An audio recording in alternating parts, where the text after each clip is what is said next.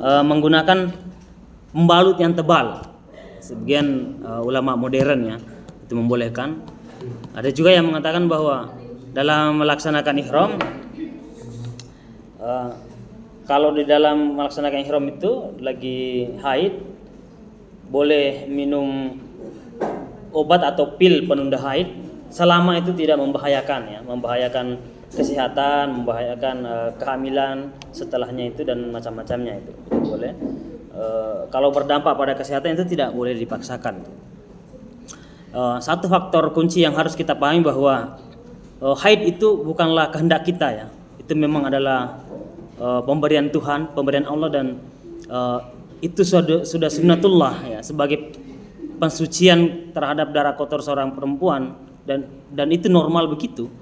Dan bahkan yang tidak haid itu sebenarnya tidak normal ya. Jadi jangan berkecil hati kalau lagi haid kemudian merasa tidak sempurna ibadahnya. Bukankah mengikuti perintah Tuhan adalah kesempurnaan ibadah gitu? Anda sekarang misalnya enggak sholat karena haid, kan Anda mengikuti larangan Tuhan tuh. Dilarang hubungan suami istri karena haid, itu kan aturan Tuhan. Ya kalau dilanggar itu kan malah berdosa. Ya, itu satu prinsip umum yang perlu dipahami bahwa seorang perempuan dan laki-laki ketika sholat 5 waktu itu bukan berarti tidak sempurna sholat 5 waktunya dalam satu bulan itu, karena ada 7 hari yang dilanggar, 7 hari yang tidak melaksanakan sholat, 7 hari tidak melaksanakan puasa. Itu bukan berarti tidak sempurna, justru dia mengikuti aturan Allah gitu. Ya, itu memang sudah aturan. Itu Anda bisa baca pendapat-pendapat dari pemikir-pemikir perempuan kontemporer ya. Okay. Salah satu pemikir itu dari Profesor UIN Jakarta ya, Syarif Hidayatullah Jakarta, Prof. Musda Mulia ya, itu juga banyak membahas mengenai itu.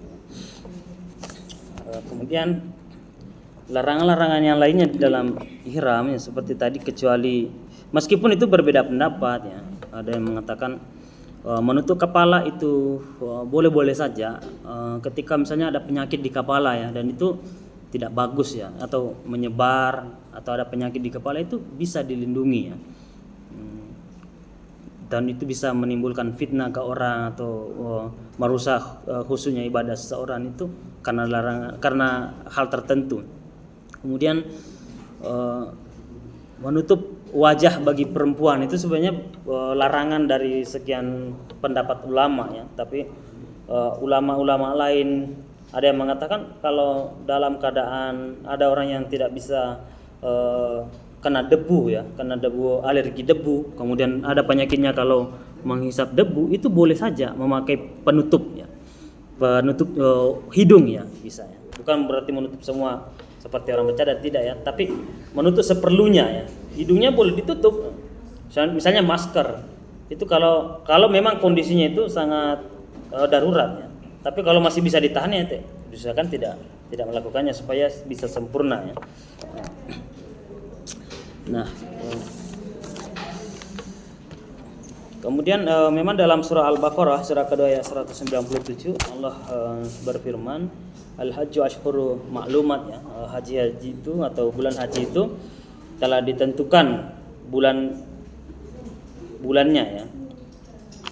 Kemudian faman farada fihinnal hajja wala rafasa ya. Rafasa itu artinya rafats ya, ataukah segala bentuk perkataan kotor, misalnya perkataan mesum ya. Seorang laki-laki melihat gadis Persia misalnya ya, cantik sekali gitu, ada perkataan kotor sama temannya, itu dilarang gitu ya. Karena sudah, ini kan rangkaian ibadah yang harus disempurnakan. Kata Ali Syariati dalam bukunya Makna Haji, itu kita harus meninggalkan masa-masa yang lalu untuk menyongsong masa depan dan untuk akhirat itu. Mengapa kita dilarang juga memakai wangi-wangian? Itu supaya kita tidak mengingat masa lalu kita gitu. Itu sebenarnya bagian kalau terjemahan larangan itu menurut perspektif Dr. Ali Syariati ya, seorang pemikir dari Iran. dalam bukunya Makna Haji itu dia katakan supaya kita tidak terbawa suasana masa lalu gitu.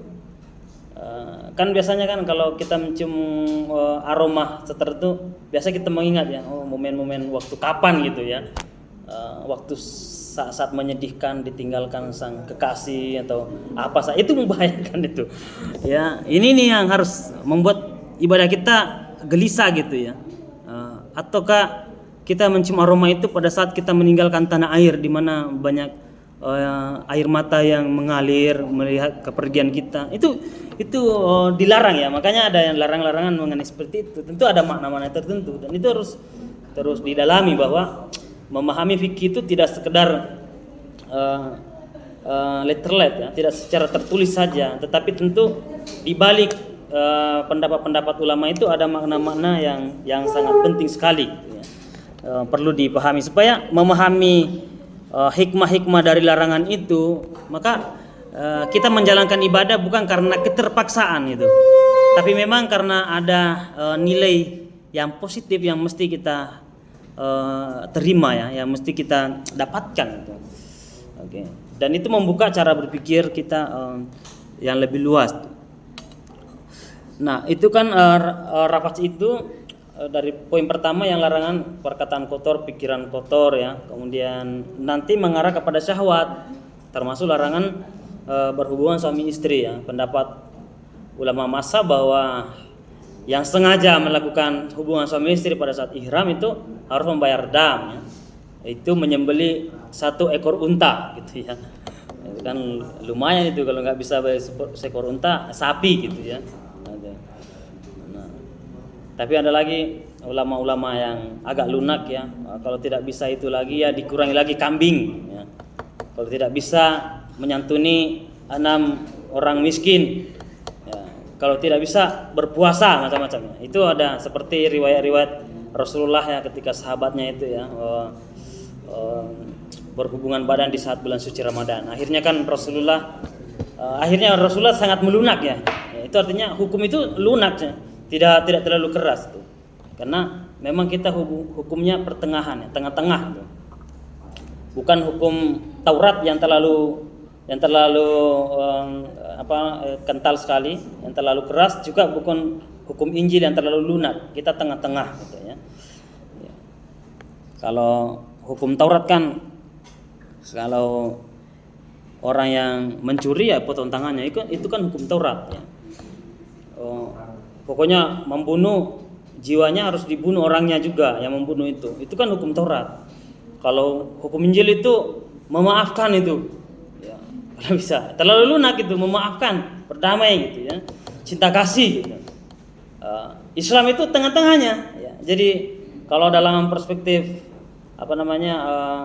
seorang pemikir dari Syria ya, seperti Muhammad Syahrur ya, seorang pemikir Islam dari Syria, namanya Muhammad Syahrur, yang sangat kontroversi pemikirannya. Dia mengatakan bahwa hukum Islam itu adalah hukum yang tengah-tengah dan mengambil opsi hukum dari Taurat dan Injil itu.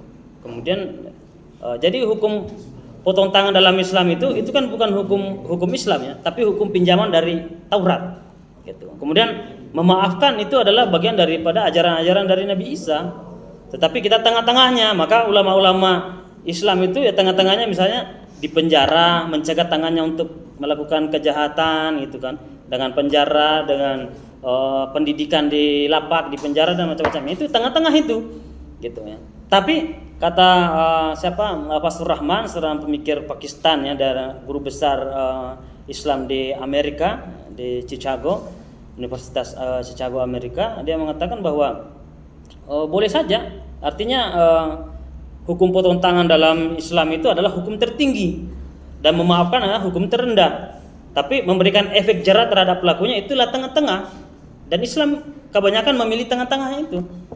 Tetapi melaksanakan hukum potong tangan itu boleh saja, itu hukum tertinggi, tapi tidak melaksanakannya itu tidak apa-apa. Tapi ada pembinaan, efek jera dan macam-macamnya gitu.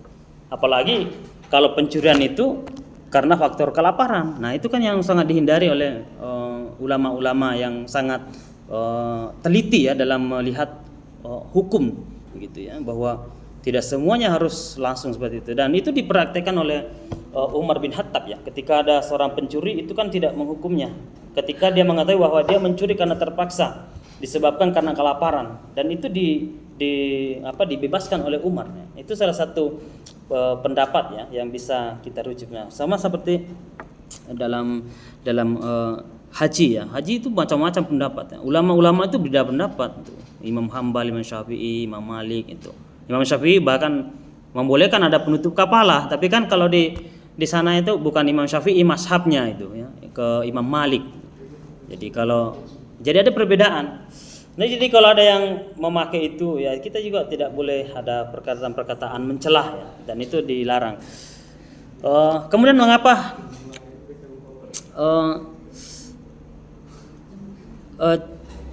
dilarang hubungan suami istri? Karena hubungan suami istri itu kan artinya ada nafsu kecintaan terhadap pasangan. Sementara ketika kita berihram niat rangkaian ibadah haji, kita ingin berjumpa sang kekasih yang tak ingin diduakan gitu ya, yaitu Tuhan gitu. Iya, kan di dalam hadits qudsi ya, Allah itu cemburu ketika melihat hambanya berpaling dari cintanya kepada Tuhan dan mencintai selain daripada Tuhan gitu. Jadi mencintai seseorang ini cintailah karena Tuhan. Makanya ada lagu cintai aku karena Allah gitu ya. Jadi kalau sudah bergeser dari cinta kepada Tuhan, itu Tuhan sedang cemburu ya. Dalam hadis qudsi begitu. Allah dalam keadaan cemburu. Nah, begitu juga dalam prosesi ibadah haji ya. Kita harus fokuskan kecintaan itu untuk menghirup aroma kecintaan itu kepada Tuhan itu, roh itu, supaya kita mendapat haji mabrur itu. Ya, haji mabrur itu contohnya ketika pulang dari tanah air itu semuanya berubah secara totalitas itu. Tapi kalau tidak ada perubahan apa-apa, kita belum mencapai haji mabrur namanya itu. Sah hajinya, tapi tidak sampai kepada sesuatu yang diinginkan Tuhan yang sesungguhnya, itu haji mabrur. Gitu. Banyak paman saya mengambil hak tanah orang tua saya itu padahal haji. Nah, itu kan haji yang sudah jelas tidak mabrur itu ya. Oke.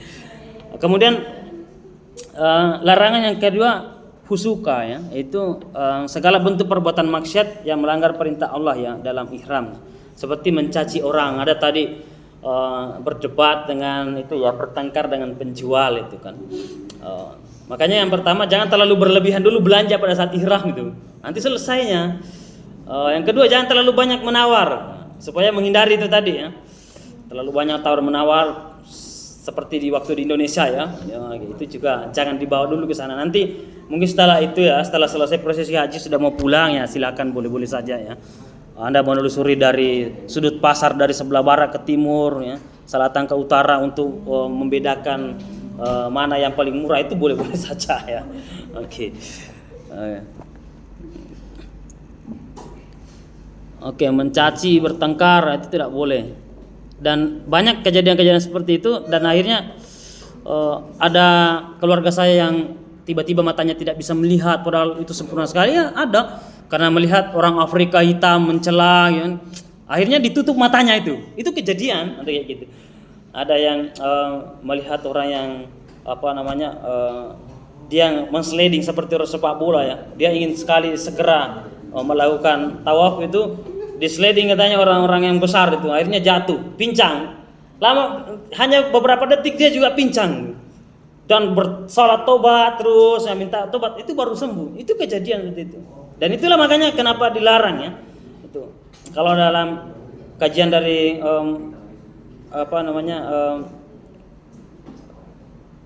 makna haji ya, makna spiritual haji itu, makna haji dan spiritual haji, kalau misalnya Mustafa ya, itu ada bukunya Energi Ka'bah itu ya. Itu bisa mengapa energi-energi itu berkumpul di situ ya. Itu ada ya di Energi Ka'bah. Kemudian yang terakhir itu, yang ketiga, larangan di dalam Al-Qur'an itu wala jidala ya. Jidal itu berbantah-bantahan ataukah berdebat kusir yang tidak berguna. Seperti misalnya suami istri yang biasanya ada yang menang-menangan kalau di rumah tuh. Kalau sampai di sana itu nggak boleh ya. Akhirnya kalau misalnya istrinya yang terlalu menangan di rumah atau suaminya yang terlalu banyak mengatur, itu tidak boleh dibawa sampai ke sana. Makanya itu sebenarnya adalah bagian untuk proses menahan diri gitu ya. Proses kita menahan diri supaya sebagai seorang istri, sebagai seorang suami itu janganlah kita menang-menangan gitu. Mengapa kita dilarang? Jadi kalau sudah selesai haji pulang ke tanah suci, pulang ke tanah air, maka itu dihilangkan itu ya. Jangan lagi, supaya itu menjaga ya, menjaga kebersihan kita, menjaga makna-makna haji kita gitu. Itu sudah harus berubah secara totalitas, menjaga keharmonisan ya. Untuk mendapatkan haji mabrur.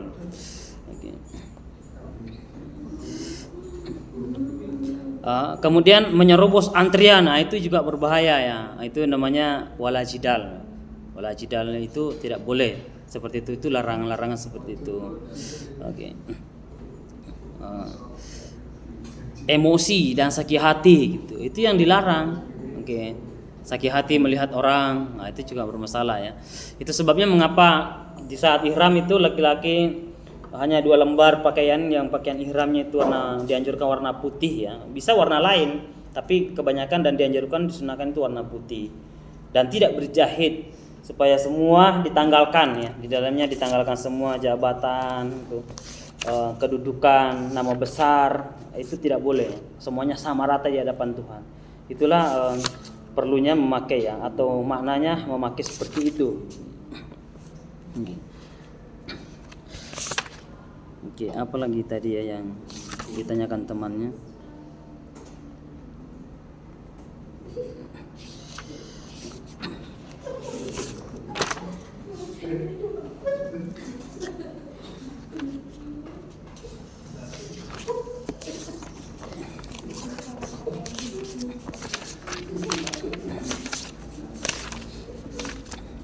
Oke, yang larangan-larangan lainnya sudah dibahas juga temannya.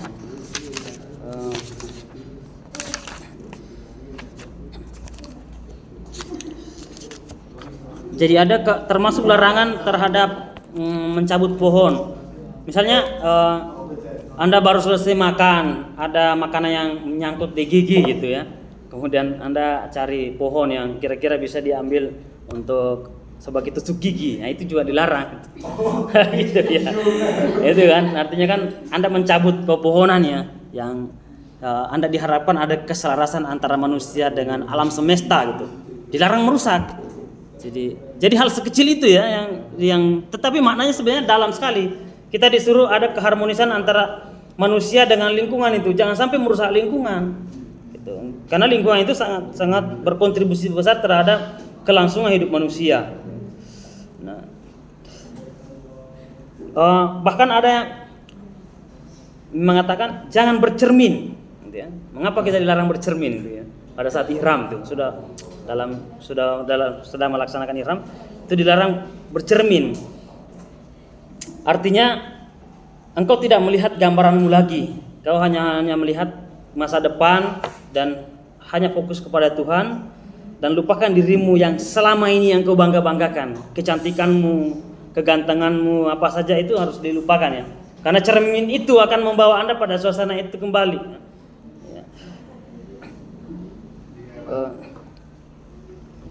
Tidak boleh menyakiti hewan ya, kecuali itu hewan yang liar yang akan menyerbu Anda, itu bisa untuk hanya mempertahankan diri, itu dibolehkan. Misalnya Anda tiba-tiba diserbu oleh hewan yang membahayakan Anda, itu bisa ya, bisa dihalau ya, bisa dihalau buat dia pergi gitu. Meskipun itu hewannya merasa kesakitan, tapi itu karena untuk menghindari bahaya ya. Apalagi cuma digigit semut ya, kalau bisa ya jangan dibunuh gitu ya. Gak apa-apa, dibiarkan pergi saja gitu. Iya, nah itu kan tidak berbisa ya, kecuali ular lah itu yang itu bisa ya. Juga dilarang berburu ya, karena ada belas kasihan terhadap hewan. Kalau membuat marah orang Pak, gimana Pak? Membuat marah orang. Itu juga apalagi itu ya, tidak boleh ya. Membuat marah. Iya, berdebat aja dilarang ya. Debat kata-kata yang tidak bagus gitu, apalagi membuat marah orang gitu ya.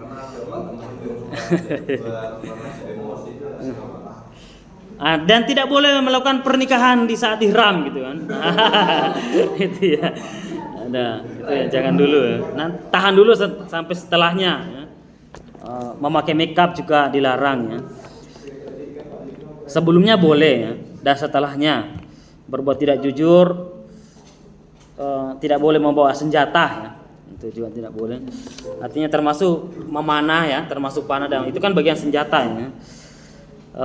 Jangan berdiam di tempat teduh, usahakan tidak apa-apa terkena paparan matahari, karena itu adalah menggambarkan bahwa pada masyar esok itu kita hanya sejengkal dari matahari gitu ya. Artinya itu adalah simbolis ya, bahwa kita sangat dekat sekali dengan sesuatu yang panas. Kalau ibadat tidak bagus, maka itu tidak ada yang membuat kita teduh gitu ya. Itu adalah gambaran pada mahsyar ya, sebenarnya yang tirai pembuka itu ya. Itu bagian mikronya ya dari penghadapan kita di padang Arafah besok hari gitu ya, di kemudian hari.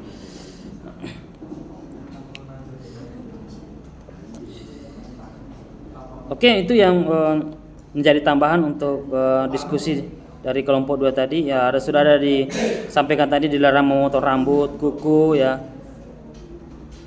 dilarang mengalirkan darah. Oke, selanjutnya